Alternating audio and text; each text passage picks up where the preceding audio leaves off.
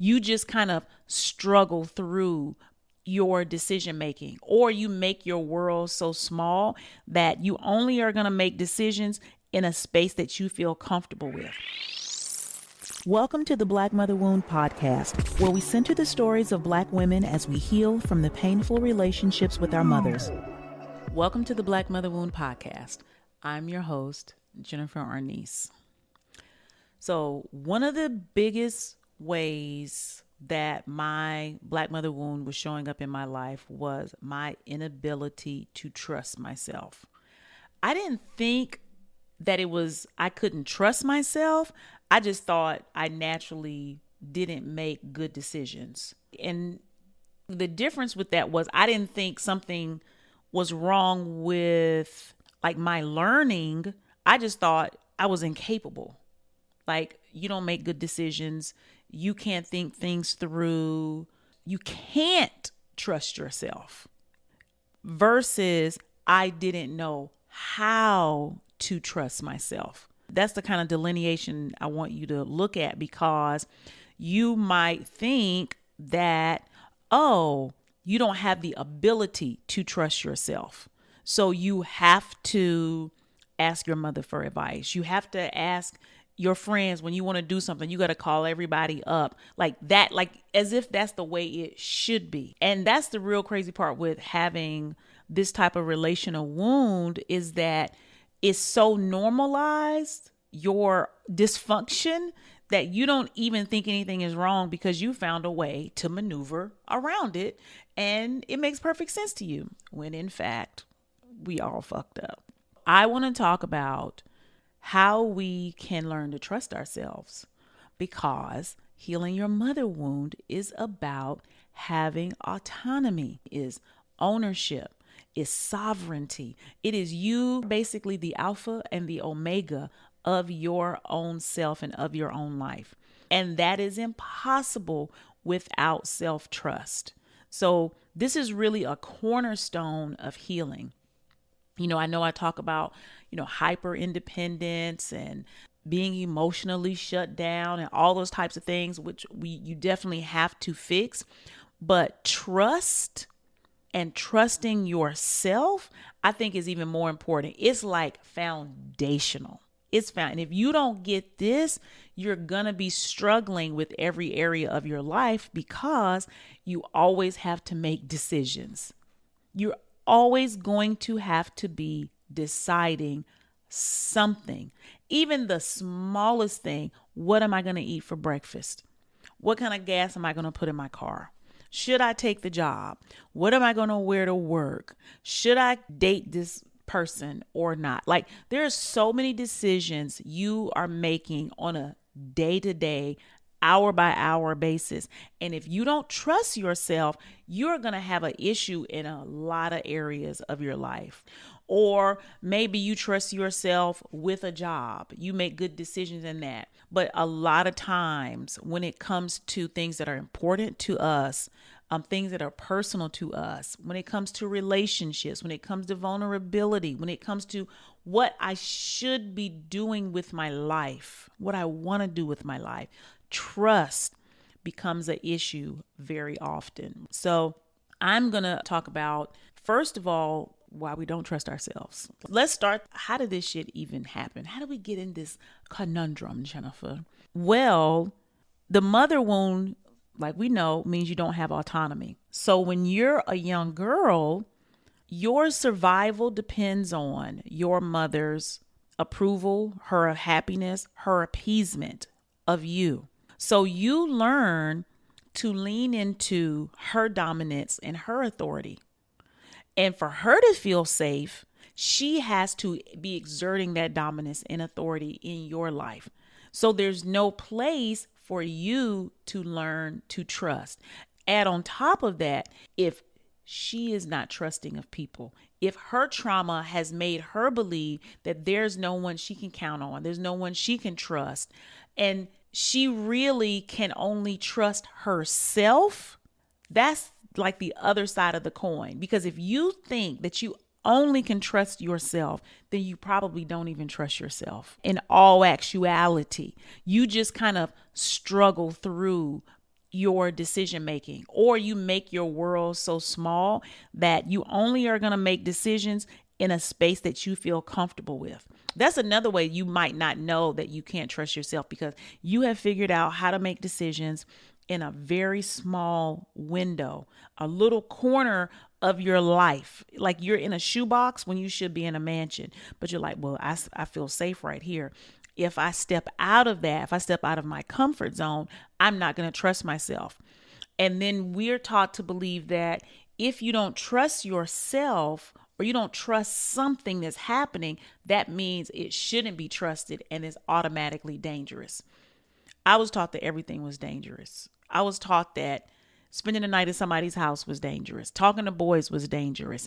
Going away to college was dangerous. Staying out after dark was dangerous. Listening to certain type of music was dangerous. The world was dangerous because, I grew up Southern Pentecostal, Holy Ghost, Church of God in Christ. So I was always in fear of going to hell, literally.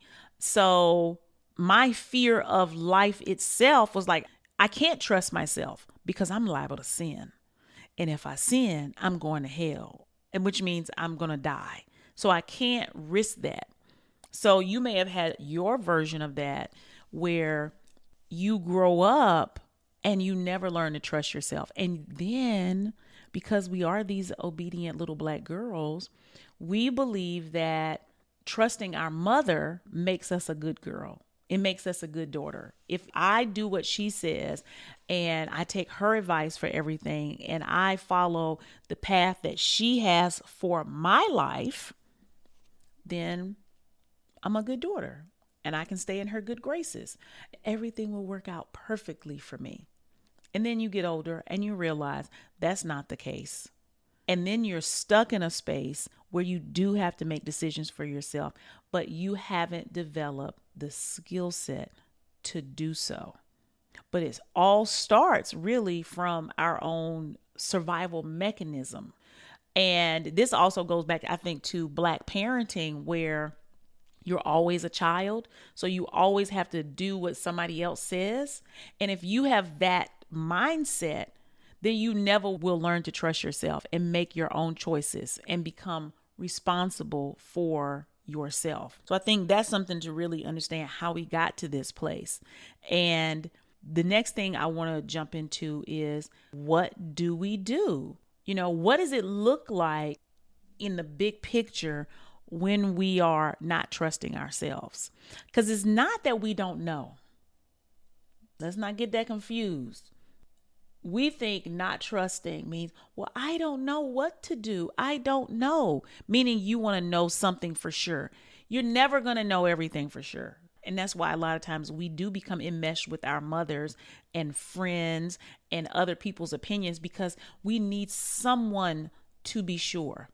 And it's not about being sure about it working out the way you want. It is that I just trust myself to make decisions and choices for my life in a way that can lead me down the path of the life that I really want to have. And when you're actively not trusting yourself, I've been waiting to say this piece right here. Guess what you are doing? You are abandoning and rejecting yourself. When you get an intuitive hit, when your body tenses up, when there's a decision to be made, or the phone rings, or something happens, and you go against your own body, when you go against your own mind, when you go against your own emotions, you go against your own intuition, you are rejecting and you are abandoning yourself, which is how we felt that our mothers did to us. It's the same thing. In that way, you are denying yourself. You are calling yourself a liar. You are saying you're not smart enough. There's no way you could know. Why would I trust you? Why would I trust you? Just think about the message that we send to ourselves. Why would I believe you? You don't make good decisions. You're wrong all the time. And if you make a mistake, it's going to be catastrophic, because that's also what we were taught. Like, if we don't get it right the first time, there's no room for error and all hell is going to break loose. So we put all of this pressure on every decision we have to make. And it's like, I don't want to be responsible if it goes wrong, because if it goes wrong, I can't fix it. Then what? And it's like a snowball effect that happens in our life.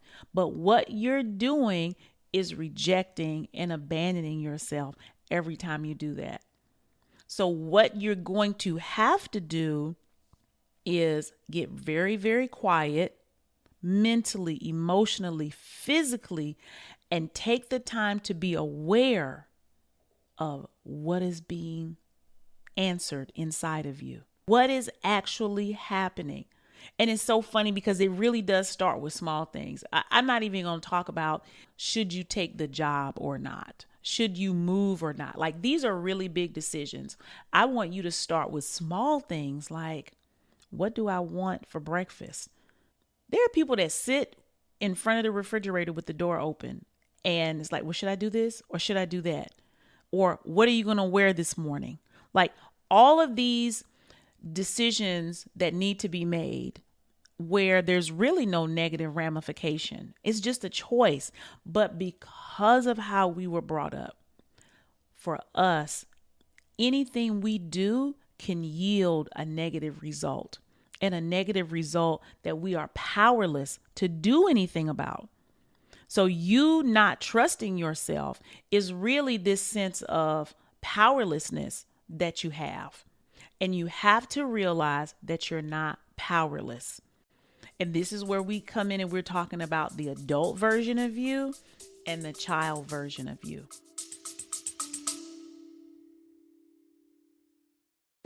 Thank you for watching this episode of The Black Mother Wound. I'll let you get back to it in less than 60 seconds. If you're listening to this show, then you've been struggling with the effects of the painful relationship with your mother. This is why I created Resolve. It is a 6-week group healing program for Black women who are finally ready to heal their mother wound, but need support, guidance, and a safe community to do it in. Whether you're struggling to accept your mother for who she is, trying to make peace with the past, or learning how to build a loving relationship with yourself, Resolve is the answer. Imagine making decisions that are best for you without feeling guilty. What if you could finally trust and believe in yourself and begin living your best life on your own terms? These are just a couple of the ways Resolve can change your life for the better. If you're ready to start thriving in your life now, click the link below and sign up to get notified when the class opens in August. We really are all in this together.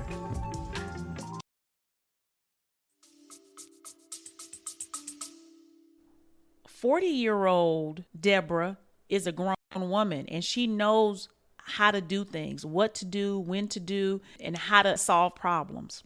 9-year-old Deborah doesn't have that power. She doesn't have a voice to speak up.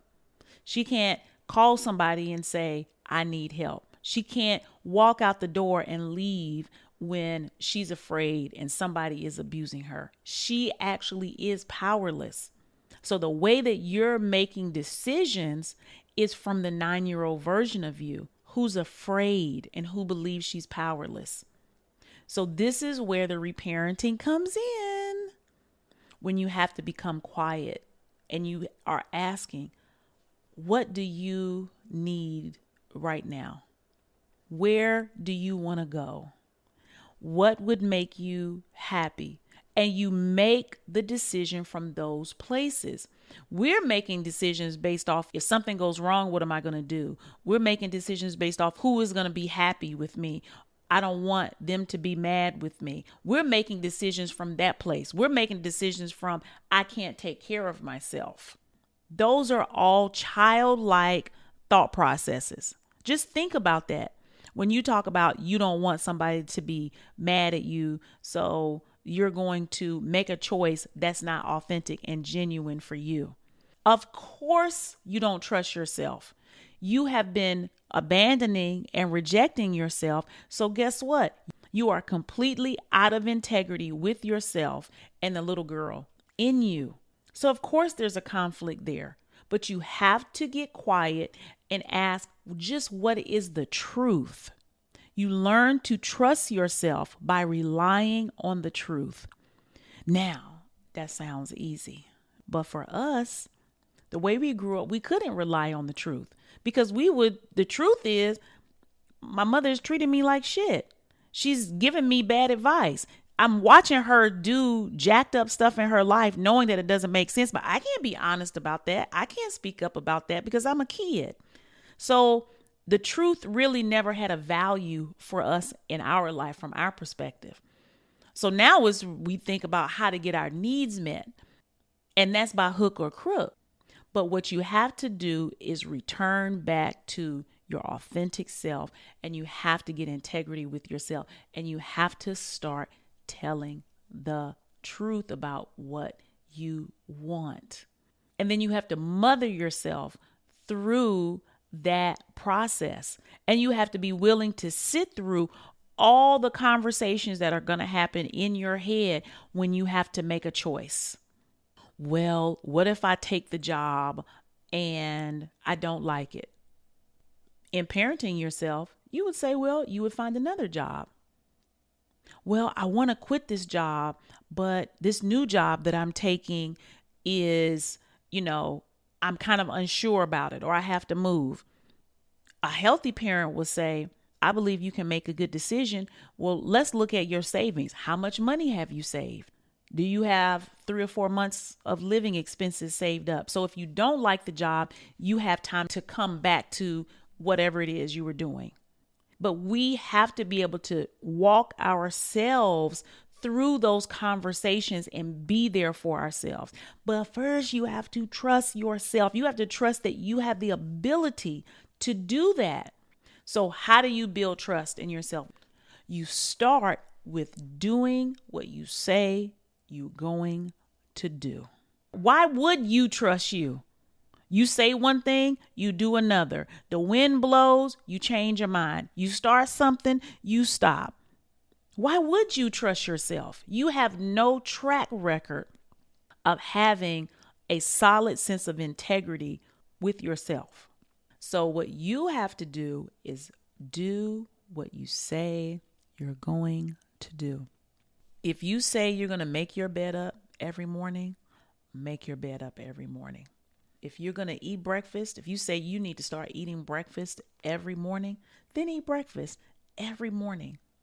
If you say you want to walk for work, but you have to get up 45 minutes early and you're going to do it 3 days a week, Monday, Wednesday, and Friday, then that's what you do. And we're not even doing this to get results. We're not eating to lose weight. We're not working out to lose weight. We're not making our bed so our room can be nice. Right now, we're doing it so we can learn how to have integrity with ourselves. And the byproduct of having integrity with yourself is you benefit and your life gets better. So it's not the end goal that you're focused on. It's the day-to-day process that I want you to focus on. Do what you say you're going to do. And that shit can be hard as fuck because we have already deemed ourselves as broken. We have already convinced ourselves that we're less than, that we're incapable, that our life can't change. We're afraid of success. We think if I do get better, then who will I be? Who will be around me? The people that I hang with now, they definitely won't want to be my friend if my life improves.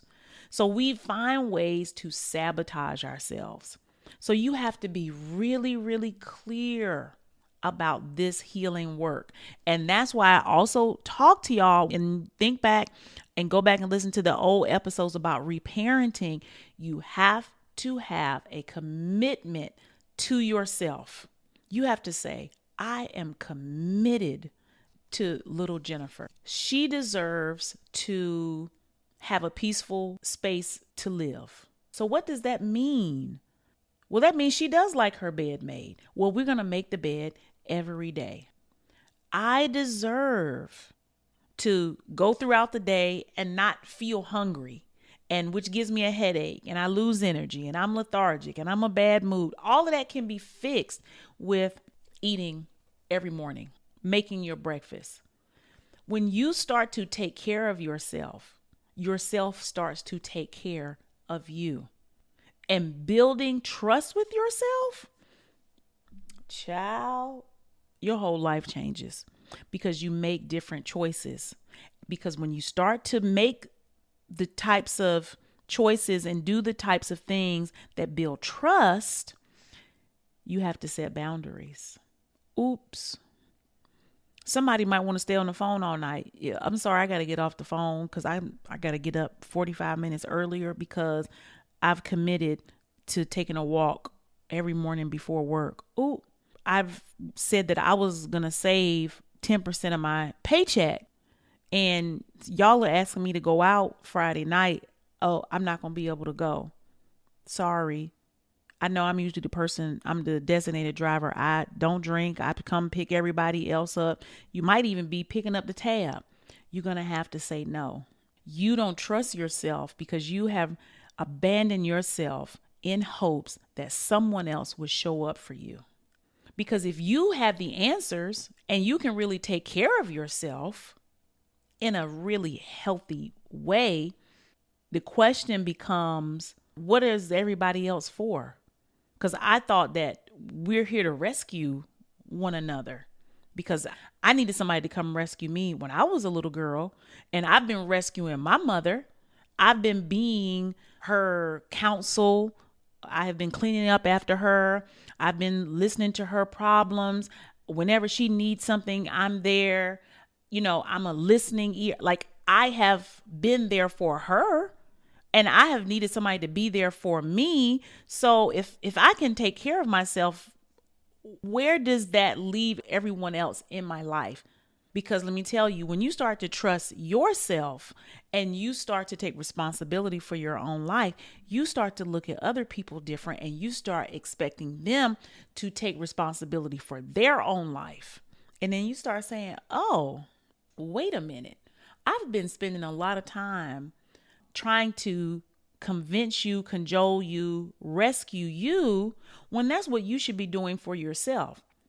Are your relationships going to change with this? Absolutely. I think that becomes an issue with most people. It's like, if I learn to trust myself and behave in a way that is where I have integrity with myself, what's the relationship going to look like with my mother?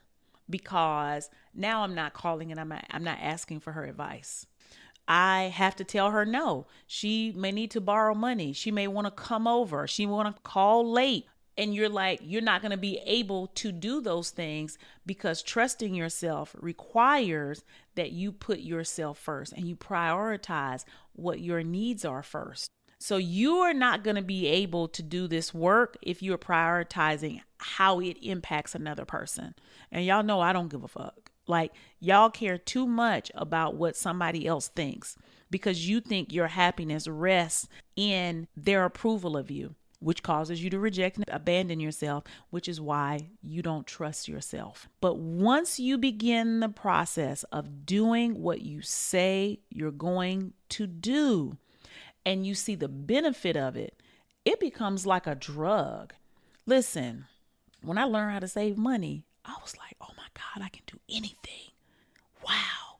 When I would make a decision and say, okay, even me starting this podcast, I went back and forth, oh, well, what is it going to be?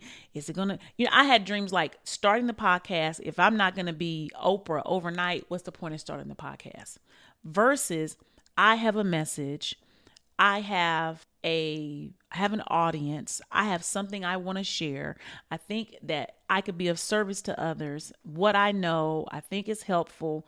Let's roll with it. Did I make lots of mistakes in the beginning? Absolutely. If y'all have been here from the beginning, y'all know like this podcast has gotten so much better. The audio is better. Now we're on YouTube. We got a video podcast. I feel like I am better at communicating my ideas and moving through. I'm finally better at, being consistent with dropping podcasts and not, we're not going to talk about the past, but recording one podcast every other month. But it has taken time and it has taken me trusting myself Even when I make a mistake, even when I fall short, it's like, I believe this is what I should be doing. Get back up and get back on it. Another critical piece that comes around with you not trusting yourself is the shame you have if you make a mistake. You can't even imagine, if I make a mistake, my whole body is going to be set on fire and I'm going to shrivel into smoke into the ground and I will no longer exist anymore. That's what shame does to us. It teaches us that we're broken and that we cannot be repaired. And therefore, we cannot trust ourselves. We cannot go by our own internal compass. We have to go off of what others say, what others are doing. We have to live vicariously through others, and we have to live through a constant comparison. That's what shame does to us. But through de-shaming, through exposing yourself, because that's what happens. That's how you get through shame. You expose yourself. And when you take actions and you practice trusting yourself, you expose yourself and it feels scary. But then you realize you don't die, but you have to take the first step. I knew that the relationship with my mother had a serious impact on my entire life, but it really took me being able to, it's like, speak it out loud to other people, like trusting myself in that process.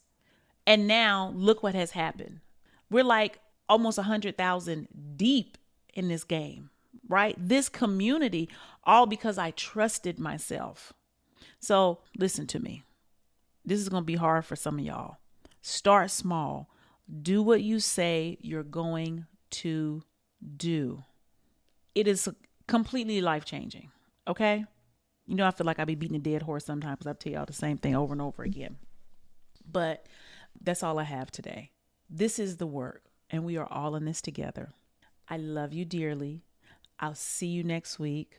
If you haven't already, please go to YouTube and watch this and subscribe to my YouTube channel. If you're on YouTube, you can also watch me, or you can also listen to me on your podcast networks, Apple, Spotify, Google, Amazon. So whatever is your pleasure, I'm here. I'll see you all later, and bye. Thank you for listening to the Black Mother Wound podcast. I hope you enjoyed today's episode, and make sure you comment, subscribe, and rate the show.